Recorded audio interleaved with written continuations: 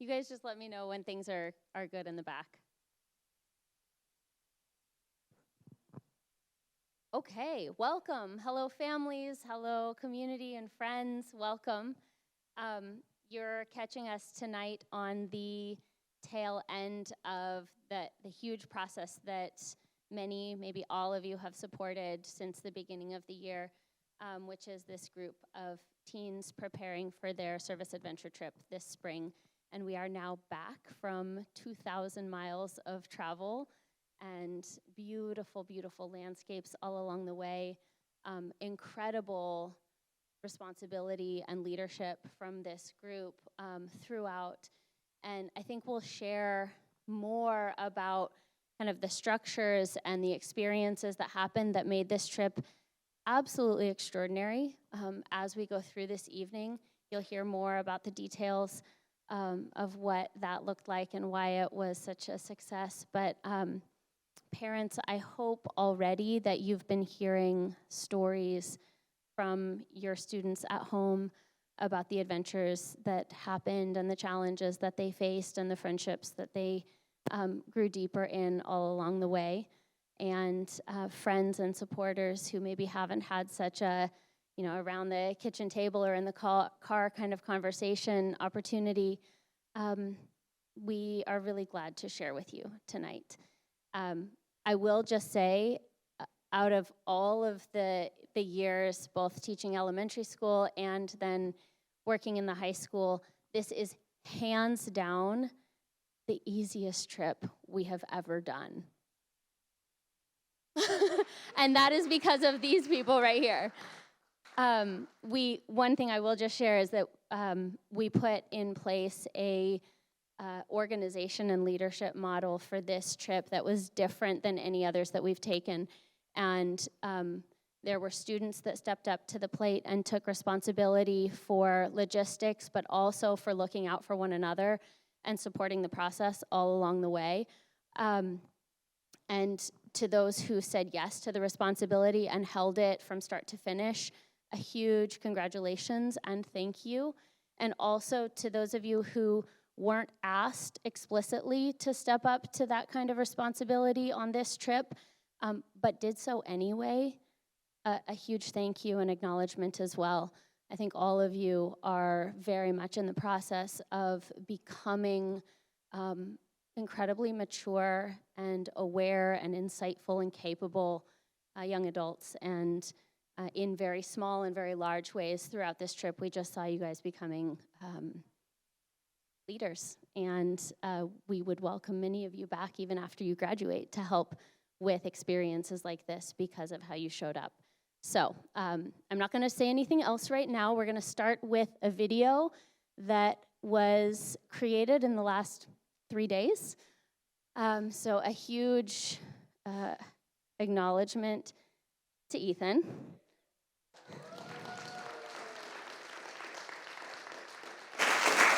And also acknowledgement, and you guys are going to have to forgive me because I don't know every single person who was behind the camera at every moment, but I know we had Carter's drone involved.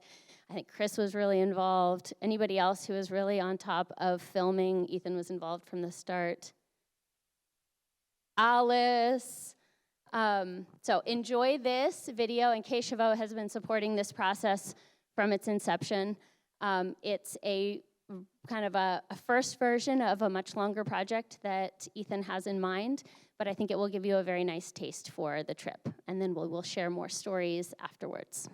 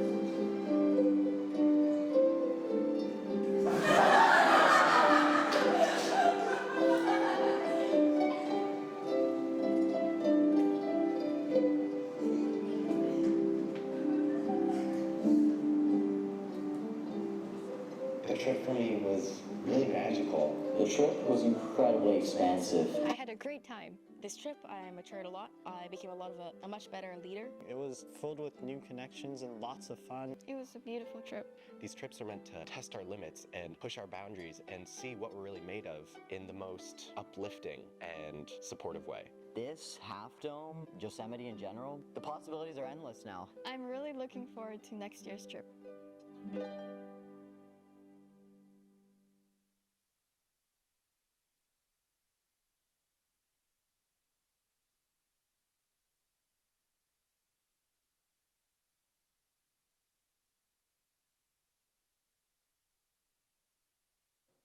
As was very well said by you guys right there at the end, the human spirit craves adventure, and the teen spirit especially is really, actually, I would say, demands to be challenged and to find out what is possible and how far we can push the boundaries of our own capabilities and just live right on the edge. But I think it's our responsibility as a school to help you guys to learn how to do that in a responsible and safe and holistic way. And so, these trips, a lot of the experiences really they're designed to push us right to the edge of our physical ability, to our emotional capacity, and to find out that when we get really between a rock and a hard place, that we can overcome and that we can succeed and we can be resilient and powerful, and that we can come together and support one another when the going becomes difficult, and we can help each other rise, and we can see people struggling, and we can be okay with our own struggle, and then we can find the joy in the midst of all of it, and the connection and the friendship and the glory of our own spirit. So I think Keshava will have some words to say, Hazi will have some words to say, and then we're going to start opening it up to students. They'll be telling you about each leg of the journey, and we'll see where it goes from there. All right. So wasn't that a fun video? Come on. That was awesome. These trips are always a lot of fun to go on for many reasons: the adventure, the stress. I was just saying today, we had some shadow students come visit us. I was saying that oftentimes you make friendship faster when you share suffering. And so in part, that's sort of what we get to do on these trips, but it's been a real pleasure to get to share in some suffering and some joy together, definitely. Some stories that you'll hear tonight that I just want to highlight. It's always a delightful thing to create an environment and opportunities for all of you to get to test your mettle against life. And there was a number of opportunities on this trip for just that, where we saw some of the students come up against some boundaries of fear or limitation or just, self-concern or just a contractive spirit. And I was really pleased, most of all, to see all of you take those opportunities that were presented to you to rise, to step up, to take responsibility, to rise as young adults. And I know all of you will tell some stories about that in just a second. Actually, I do want to give one shout out that I don't think anyone else would remember to do, so I need to do it. As you saw in some of the video footage, Carter was on top of that van every single time we moved for about an hour or more, roping down the van to make sure that we didn't lose any of our gear. And he did such a fine job that we didn't lose a single parcel. So, well done. Well done. It's always a great joy as a teacher to find someone becoming more competent than you are. On the first day, I was sitting at my phone trying to look at how to tie the right hitch, and Carter said, "Let's show me. I got it." I was like, okay. So anyway, well done, Carter. Well, I suppose I'd just like to, just re-express how much responsibility you guys took. A number of you really, I was quite moved by the degree to which you stepped up to support and to carry a lot of weight for the trip. And it really meant a lot to me to see you guys really growing into that kind of adulthood. And I suppose that's it. All of a sudden I'm realizing that maybe after you guys tell some stories, maybe we'll tell some stories about you that we were most particularly proud of. All right, so with that, now let's get our first batch. Don't worry, it'll be fine. Let's get our first batch of people who were offered and volunteered to tell some of the first stories from the trip. You guys remember? Who's got the 12-hour drive crew? All right. All right, lads.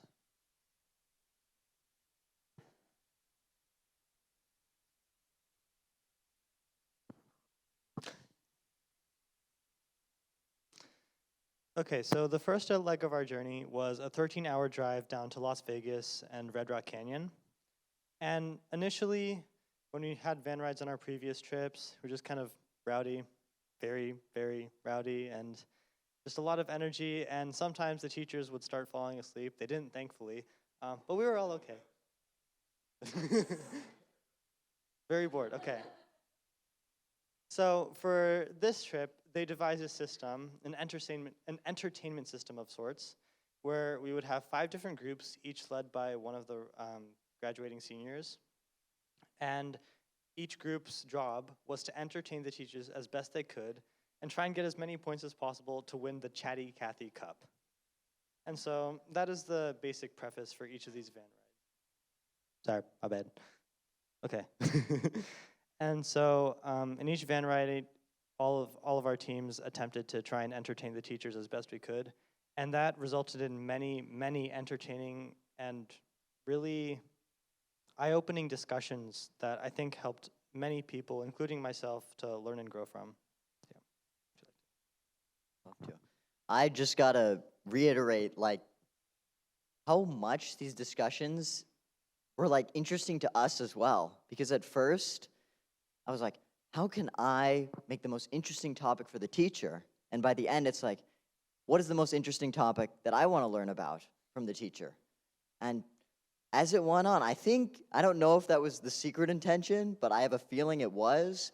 Because by the end, most of the students have become more competent, more like knowledgeable, and like aware of how to have like civilized, non-yelling matches in the back of the van.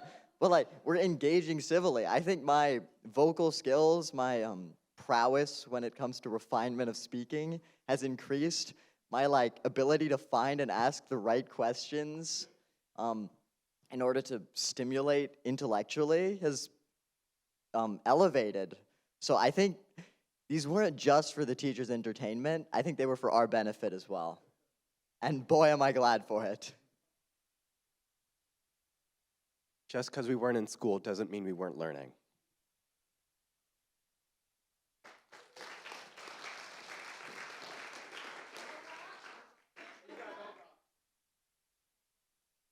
First Korean.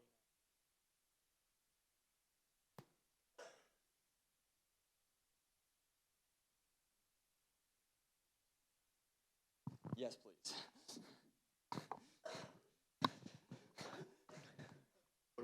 Imagine, first day we've arrived in an actual location after a while of driving, and you know what they've decided to pitch against us? 5 hours of rock climbing.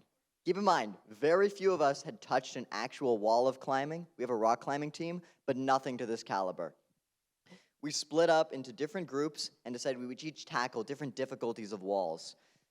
And I would like, as part of the advanced group, we nailed it. It was awesome. There were smiles all around. We were climbing. I think it's a completely different experience because, you know, the wall is literally your oyster. Anything can be a hold. Anything can be a foothold. Your hands can go anywhere. I definitely did things that would not have been allowed in a regular rock climbing gym, but it was so much fun because it really takes the creative part of your mind. It's not how are you going to do it, it's how are you going to find it. And I think that, and okay, also 5 hours I think was actually a good amount of time. Even though it might seem like it was absolutely brutal, at least for me and most of the people in my group, we enjoyed every second of it since we couldn't spend that much time on the wall. But when we weren't on the wall, we were talking, we were engaging. How are you going to do that? How's the trip so far? Any interesting new discussions you've had? And I think we just grew closer together. It was through the suffering of trying to figure it out on the wall and feeling the pain of some of those grips, but it was also just by talking. This was the first like real bonding moment of the trip, and I think it was excellent at its purpose. We saw desert tortoises.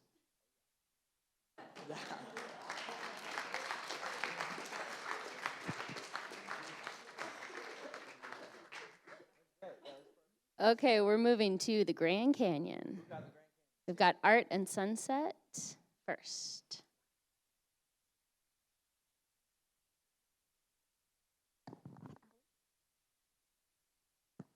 Don't make me do this alone. Oh, sorry.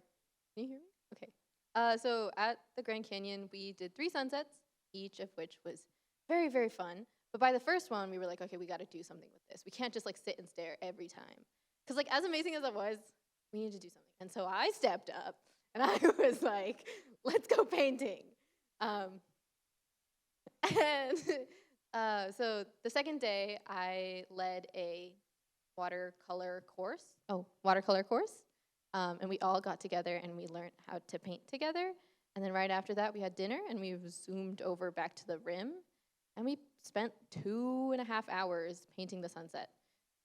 From my perspective, as the person who was not painting and was showing people how to paint, it was incredible. And it was so much fun. And I got to see everyone's like creative aspects. But I think everyone also just got to explore and learn and see the sunset. It was really nice.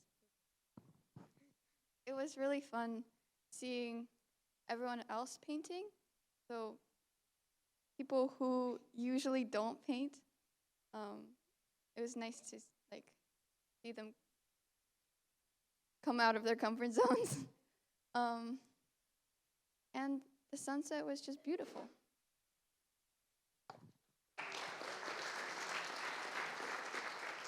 All right, can we get our Maha Hike and Skeleton Point crew?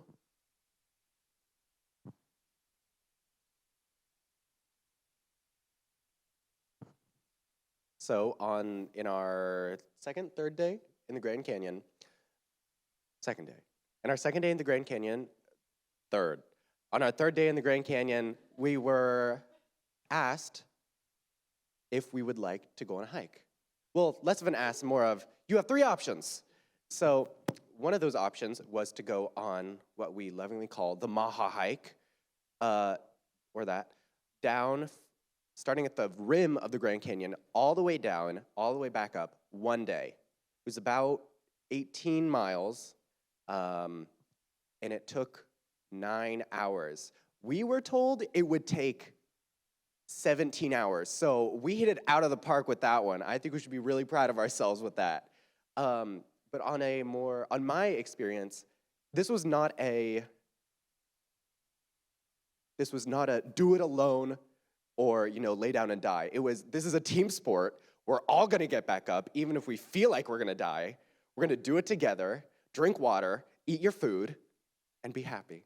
So that was my experience. I had a great time. We all were able to grow as people and learn, what we're really made of. So I'll pass it off to Krishav, who was also on the Maha Hike. So this is not like your ordinary hike if you going up like a mountain, because you start going down and then you go back up.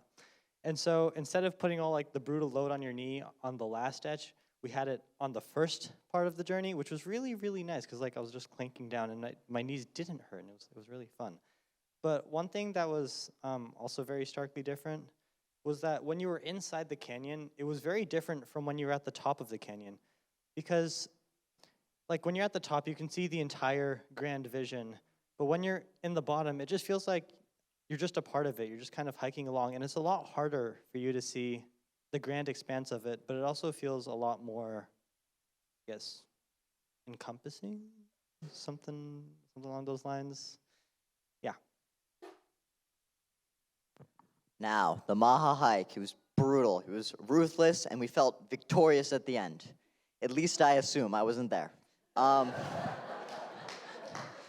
I was suffering from a foot injury and opted to go on the Skeleton Point hike, which is a much shorter 7-mile hike that allows you to see supposedly one of the best views in the canyon. It was pretty relaxed. We got down there in pretty good time as well. Made it down, and yeah, the view is stunning. It's on a ridge where you have access to canyons all around you. There's forests, there's trees. There's a lot more trees in this desert than you would think. But Then we headed back. We had a lot of time to relax, enjoyed the shade. Bless you.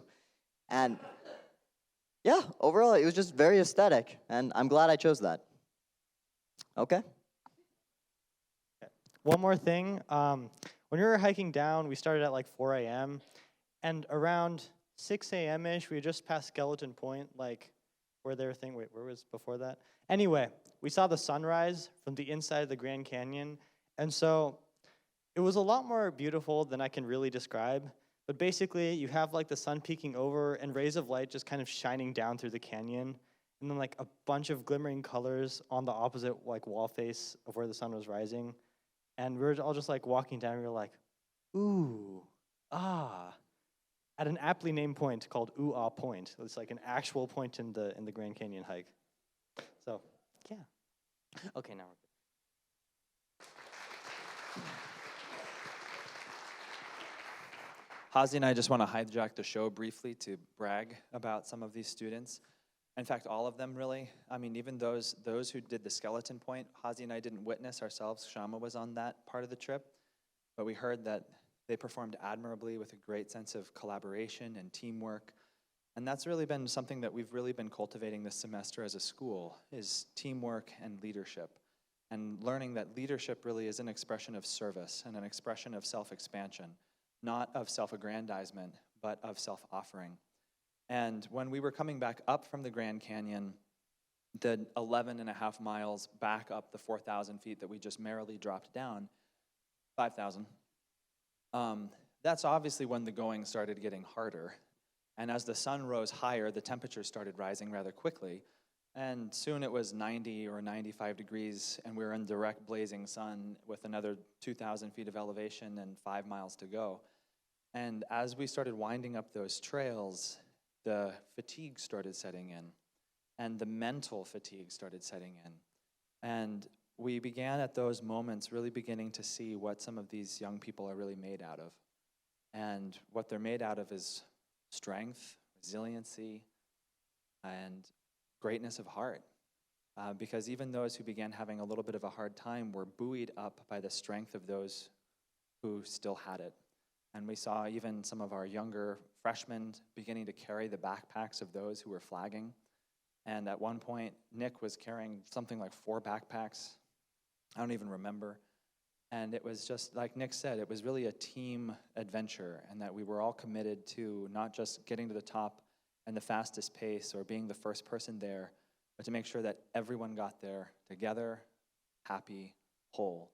And it was really actually very remarkable. Hazi and I were very moved to see the maturity and the strength of character that we saw on the mountain that day. Yeah, I mean, it was very sweet for me. I injured my knee on the way down. So in our last Half Dome trip, I was literally carrying some students up the mountain. And this time, a number of students volunteered to basically help me up the mountain. And that was really sweet. They took my backpack. And Carter was especially impressive. At some point, we were really thirsty. And so he collected all of our water bottles, and he started running off to reach the end. And he gathered water, and he brought it back for some thirsty souls. So that was very, it was heroic. And I kept telling him, the hero's coming back. He's coming back. Don't worry, guys. Because we were wondering, where is he? Is he coming? And yeah, it was really sweet. A lot of it really, it actually moved me to tears, some of the situations that happened, and just seeing some of our students really rise and face challenges which, previously they might have thought impossible for them. And, for a number of our students, it was actually in some sense a test of, am I really worthy? And, to be able to conquer something like this was also an answer to that question, that I have something to give to this world, and I can do great things. So that was really wonderful. Yeah, like Hazi said, it's easy to try and justify our school by good grades and college admittance, but seeing the nobility of spirit, to me, is a greater testimony to the greatness of who all of you are becoming. And you have my respect for that.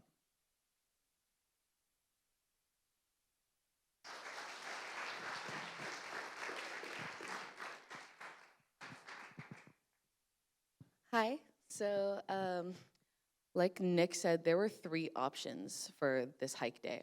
And so I like to push myself, but previously I got a knee injury and I discovered I actually have really bad asthma in places with different elevation. So the shortest hike seemed like a good option for me. And it was between me and another girl on the trip who wanted to do it. And the other girl bailed, which is completely fine. I think it was very appropriate for her to do the higher hike, the 7-mile hike. And so for me, I was like, well, I don't be all alone. And at first that felt very like, whoa, like I'm an upperclassman, I'm doing the shortest hike possible. And so Kshama gave me the option of doing either staying at the campsite or I could go on the hike. And Keshava told me, he said he thought I'd really regret not doing it. And so I thought about it. And if you don't know me, I don't like hiking. So I very easily could have just chose to stay, but it felt right to go on it. And I had a very special opportunity to go on this hike with Kshama's father. And it was a really great opportunity. I got to know him.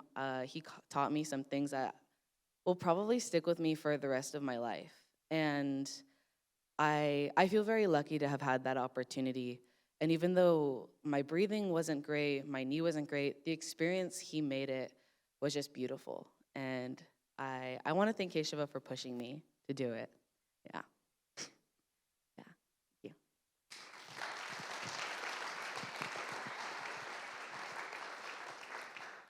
I think before we go on to the next part of the trip also, I just want to say there's also a subtlety. We're talking a lot about willpower and intensity and pushing yourselves, but I also observed something at the Grand Canyon about this group that was different from almost all the other visitors in the park, which is that when we went down to watch the sunset, we prepped everyone a little bit and encouraged people to take it in as a sacred moment. You know, when you come across the majesty of a place like that and then have the opportunity to be there as day is turning to night, it can have a very profound impact internally if you pay attention. And on the first night when we arrived, it struck me intensely.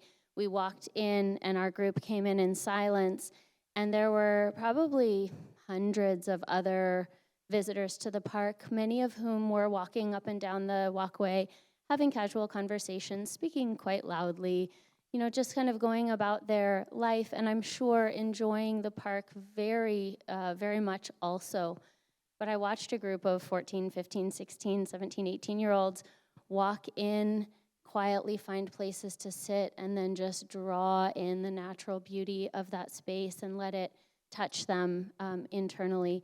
So I want to also honor and recognize the sensitivity that all of you are opening up to have moments like that as well. I think it will be a gift if you continue to cultivate that kind of quiet inner experience as well as you go through life. So with that, we are going to go on to Sedona. Sedonuts? Slide Rock.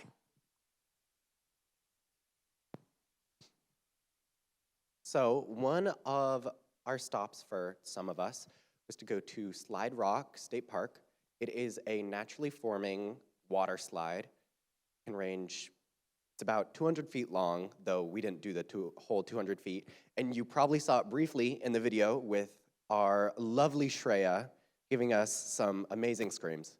I had been there once before, and it was such a treat to be able to share my love of this place with a group of us. So I'll pass it off to them to talk about their experiences.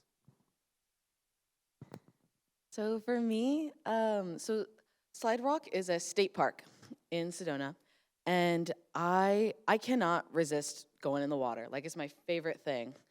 And so this was just like one of my favorite experiences throughout the trip, that to just get in the water and, you know, throw somebody else in, you know, and just have some fun. And it was cold, but it was beautiful. The scenery, the water, there was a little pool of water behind us, behind the slide, and just these beautiful rock formations behind us. Yeah.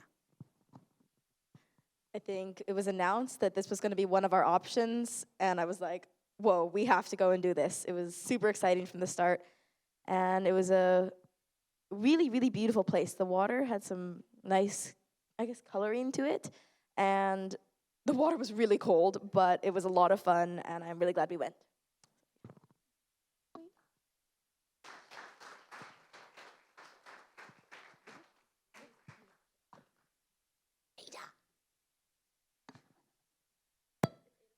Ada squared and me.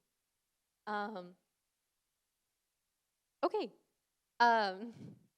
After our slide rocking and other endeavors, we got invited to go to the Church of the Holy Cross, which is a really cool, like, I don't know how to describe it. It's part of the canyon in Sedona. And it was really, really magnificent to go there. But what was even more fun was that we got invited to sing. And so we had just performed we had just performed the oratorio a few weeks before, and because of that, Keshava was like, guys, we should just do the oratorio. However, it wasn't Keshava who decided that. Keshava was late. 2 out of 3 of our vans got there on time.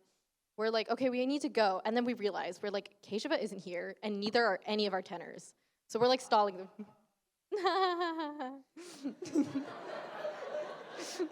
We're sitting there, we're stalling, and we see Keshava run up, huffing and puffing, red in the face, and we all 10 minutes before closing. And the church was like, they were trying to get people out, and we were like, we're trying to get in. But we storm our way in, and we get into formation, and Keshava tells me I have to sing a solo. I freak out, we sing the solo. Well, I sing the solo. Everyone sings, we do 3 songs, and oh my gosh, it was so incredible. Because this church just has this like aura itself, but you can hear the resonance in the church, and everyone, like, do we have recordings? We sound great. Like, we sounded great. We killed it. I'm standing there, front row, this lady's in front of me, she's crying. I was like, did we do it that bad?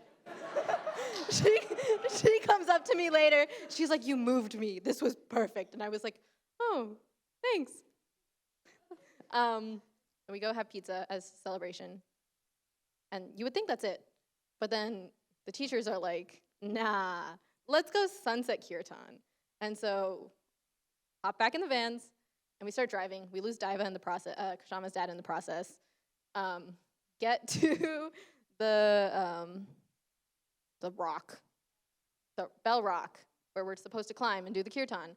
Take all of the instruments, the guitar, the harmonium, the drums, and we hike it up, and we sit down. It's a little past sunset. It's just starting to get dark, and we sing for 2.5 hours. And it was so magical.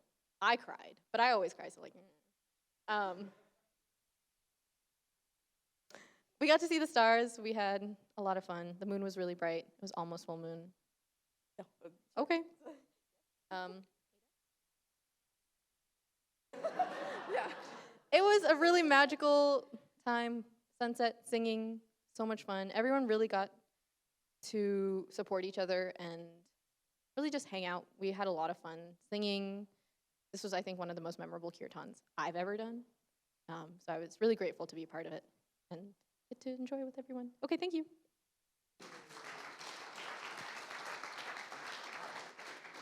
Who's next? There, oh, we're back up. Oh, okay. Okay, I can start. Do you want me to start? Okay, well, anyways, so I'm back. We did the Narrows, and right before the trip, they were like, Narrows are closed, it's not happening, guys. And so we had to prepare ourselves for the worst, to get to the park at Zion and just be told we can't do the Narrows. We get there, and they're like, the Narrows are open.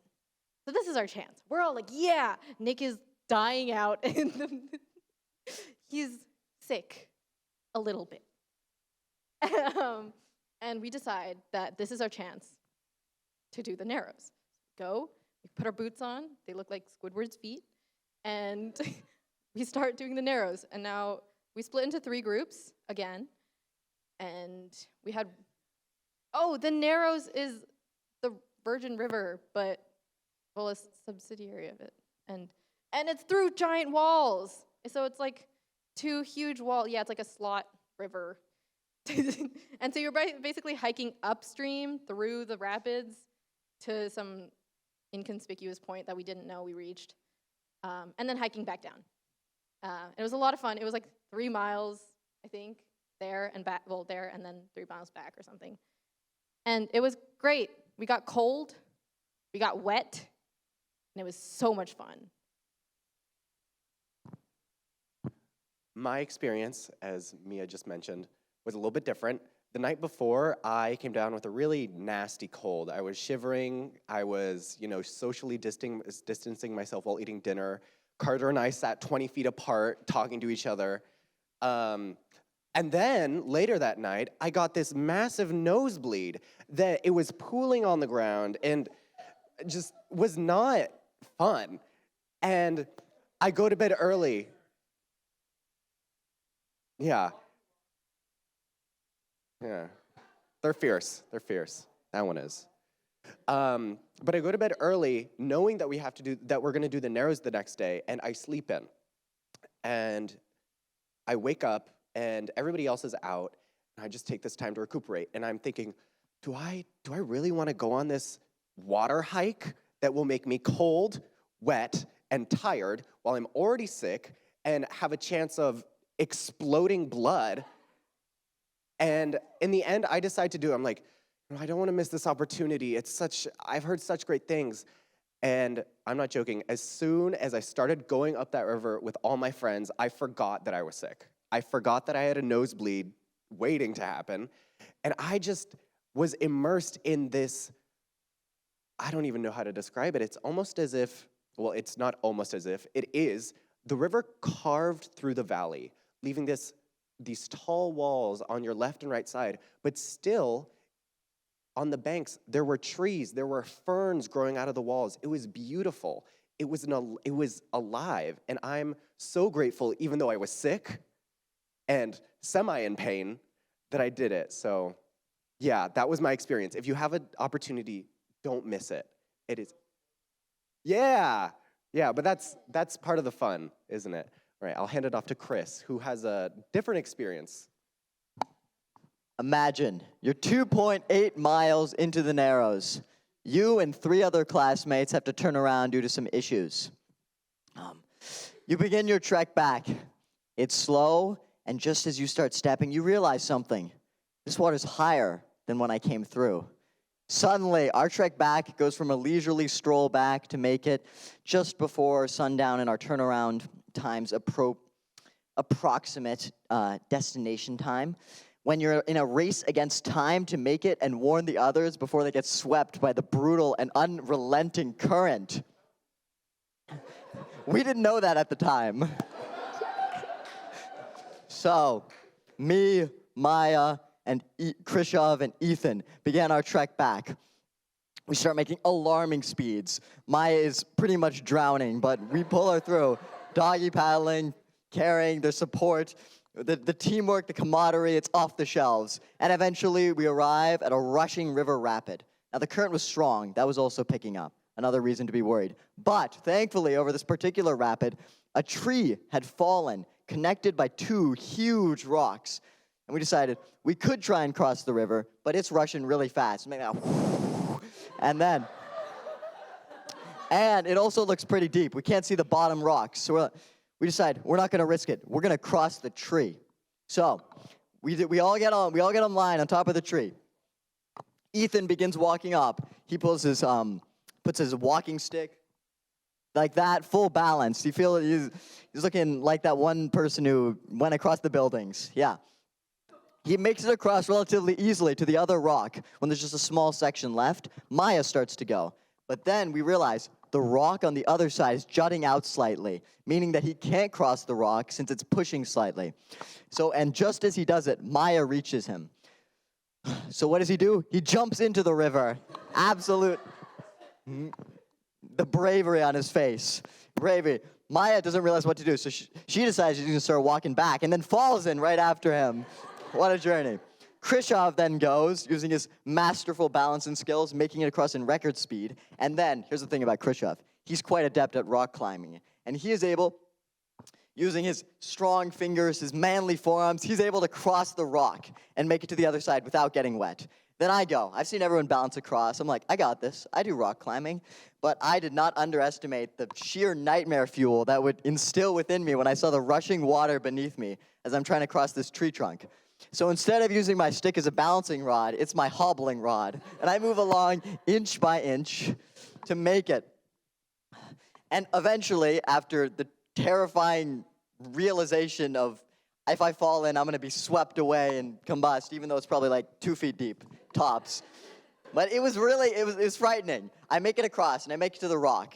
Now, Khrushchev, being the faithful comrade that he is, points out which holds I have to use to make it across. So I take off my backpack. I hand it to him with his stick, and he tries to bring it across to safety. But the backpack's a little heavy, so it falls into the water. But Khrushchev, it takes off the weight off my back, so I'm not falling teeter-totter. And I'm able to cross the rock successfully with the guidance of Khrushchev. After that, the rest of our journey was definitely strenuous, but the feeling, we had been instilled with a sense of victory, and that could not be stomped by the river. Every time we hit a crossing, Ethan, in his proud bass voice, would chant, "Who are we? What are we stronger than?" And with that, we made it in record speeds back to the Zion Lodge, through the hiking, all while having bonded together and sharing stories of our traumatic backstories, grown as people. And memories forever. That's true.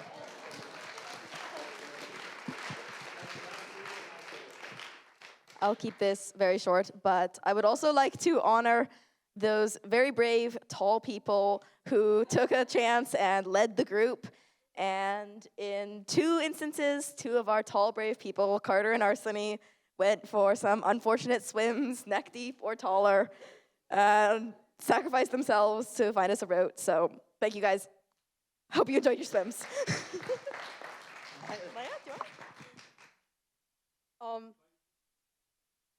On the way back, it was very fun, except everyone was screaming every step.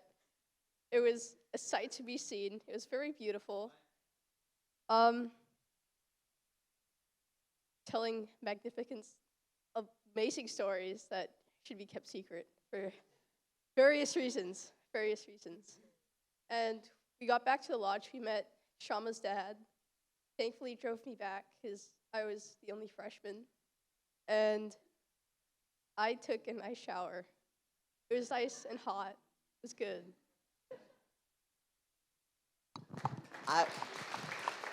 I would just like to say, Maya was on my group, and she was in the most responsible hands of the class. So there was never reason for fear. I have to clarify something. Hang on a moment. Okay, so if you just stopped and walked into the water and just faced it, you'd realize that it wasn't going that fast. And it was really just kind of easy. And you could just stand there like, wow, oh, this isn't very scary. It was just when you try to walk against the water, you're like, oh no, I'm gonna fall. And so, guys, you had that whole adventure, but I think you created it for yourself because everybody else just kind of walked back. I mean, Shama, who's not very tall, she went through the whole thing. So, but great, it was great. Anything else? No? Okay, that's all. Okay.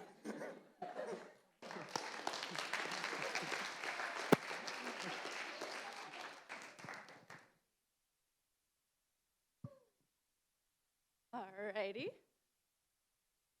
So for Angel's Landing, if you don't know what it is a hike, and then there's a part with chains, and for that part you have to have permits, and we were very lucky because we not only had a surplus of permits, they were all at 9 a.m.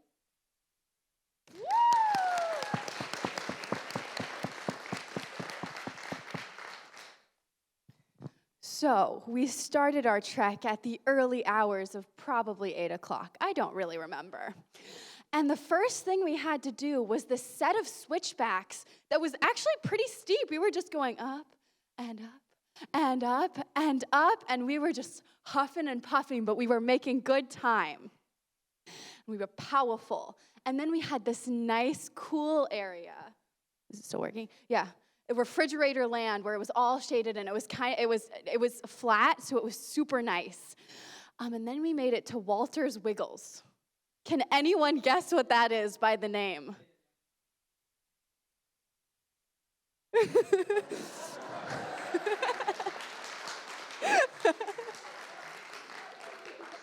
More switchbacks, guys. Yay!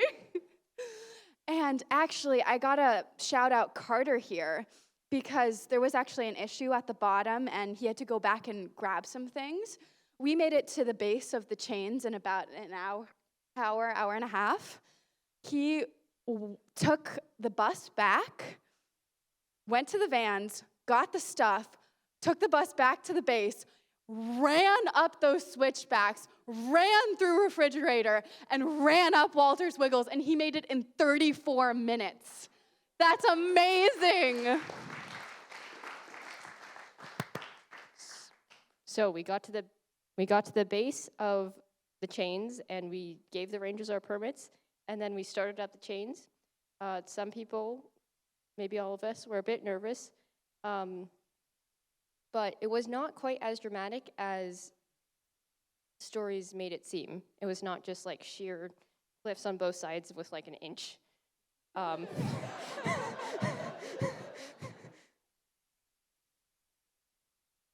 Okay, that might have been her experience, but for this lady, there was a different one. It was cliffs on either side, and I was very scared. But again, our man, the myth, the living legend, Carter, was a huge help, and he was holding my hand the whole way up. He was wonderful. Thank you, Carter.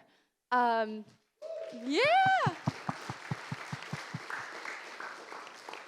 And so we made it to the top. It was a beautiful view. I mean, the park is magnificent. And we made it to the top. We took some very beautiful photo shoots. The men can tell you about that. Yeah, no, there were some beautiful photos that you will see later. But it was really wonderful up there. Then we started the journey back down, which was easier because we had already done it, so we knew what to expect. We didn't keep being like, we're almost there. Oh, never mind. But we were going downhill, so that was a little, you could see down, and gravity was pulling you down. But yes, we all made it. Nobody fell off a cliff. Oh, yeah. So previously, Keishua told me a story of him not taking pictures of a couple being proposed, or getting a proposal. On the way up, I saw a proposal, and I was like, so they reenacted it, and he got some great pictures, and he's going to send them to him.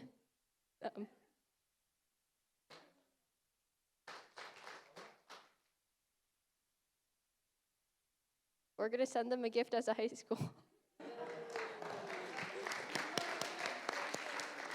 What? Oh, yeah. In the vans, we were reading a book called Expansion Through Marriage. Yes, and it's about marriage, and it's kind of an advice book. And I told Keishua we should give them that book, seeing as they're presumably going to get married. Likely. Oh, yeah.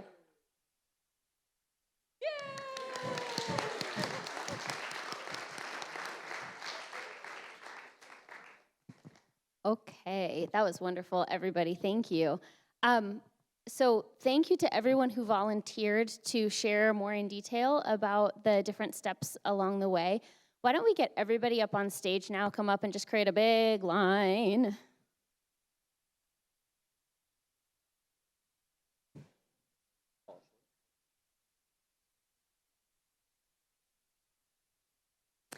And so I think as closing, I want you guys to bring to mind your most memorable moment and try and encapsulate it in a single sentence or very simple sharing. And we'll just go straight down the line, sharing what was most meaningful from the experience. Hearing all of you sing in that chapel. Yeah, the same experience for me. Hearing everyone sing was really moving. Definitely seeing the Grand Canyon for the first time. How we all cooperated as a team and supported one another throughout the whole trip. The rock climbing at Red Rock. Getting to work with the Kachowlings. Oh. Carter's captain group had, Maya, Anya, me, and Annabelle. And they were wonderful to work with and such a blessing. I love you guys. And they're called the Kachowlings. That's our ka-chief. I really enjoyed getting to know everyone better. When the end of the narrows hike came into sight. I enjoyed the view from Angel's Landing and the delicious burger we had afterwards. I liked the sunset at Grand Canyon. Taking several amazing photo shoots with Chris. All the beautiful sunsets and singing in the chapel and the kirtan afterwards. Getting down and back up the Grand Canyon with all my friends and throwing Hari in the Colorado River. Making it up the cables at Angel's Landing. Hiking? Not bad. Painting with watercolors at the rim of Grand Canyon. Spending time with all these people, particularly when we got to explore the town of Sedona, and I got to explore with Chris and Karina. Also, when we were in the Narrows, there was a time Keisha had to pick me up. I really enjoyed seeing all the plant animals of the and seeing how many trees could grow and on the side of the rock. I think the theme for me was repeatedly, day after day, seeing so many of these young adults show up and just ask, what can I do? How can I help? You know, they were just at every turn available and ready to support each other and to support us. And it was very touching to me. And then I think the other really memorable moment was the kirtan in Sedona, sitting amidst the rock formations there and then just watching the sky open full of stars and hearing all of our voices together, united in song, just kind of expanding out into the universe. It was timeless and glorious. Is there anything anyone else would like to share? Final thoughts? I think thanks to our wonderful director, Kshama, we're able to...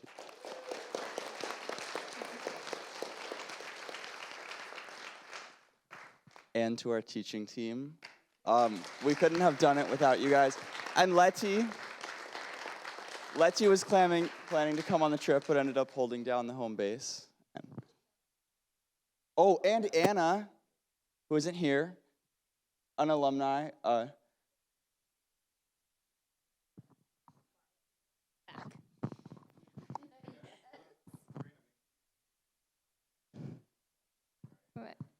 Okay, I wanted to shout out Anna, who's not here, but she's an alumni of the school who decided to join very last minute on our trip, and I think we would have all not survived without her because she was there 3 times a day, every day in the kitchen, cooking meals for us, making sure that we were all healthy and happy and fed throughout the trip, and making sure everyone had something to eat. And yeah, I'm really glad she could join us.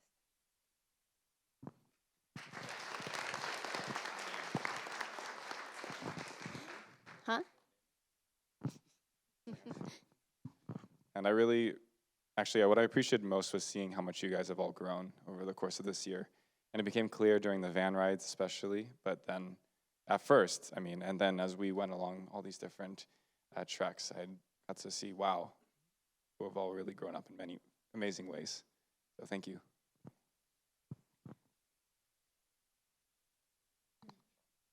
I have one last thing to say. I like turtles. So I am just going to wrap it up just saying how grateful I am actually to work with all of us as a team. Keshava, Hazi, Letty, who, even just turning on a dime and adjusting to the reality as it is, and then picking up the slack at home, when plans changed. I think it's rare to find a team of people who are so incredibly dedicated to what they're doing and put their hearts and souls into it every single day, day in and day out, showing up for students during school time and after hours, many, many days out of the week. That on top of an ability to be very attentive and intuitive about the needs of the people that we're serving and get to work with. I'm just incredibly grateful to get to spend these days and years with both of you and with you, Letty.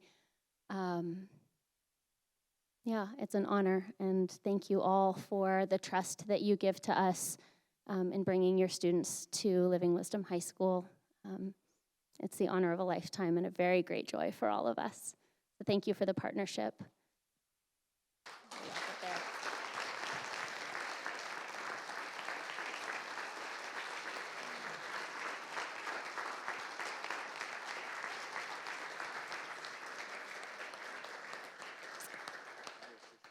An example of the sacrifice and the dedication of this team. When we were in Yosemite, it was Letty's birthday, and Keshava turned 30 the day after the trip, and he's still standing. So,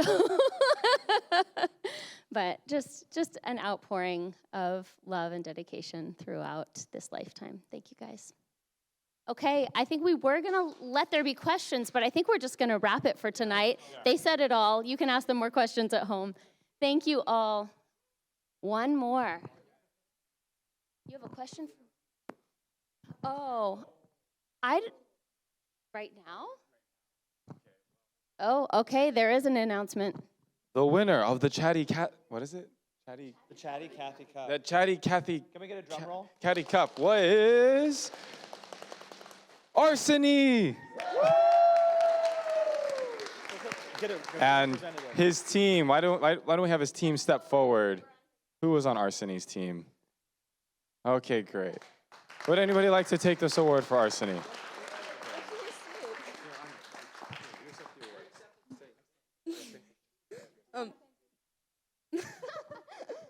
Thank you for this award.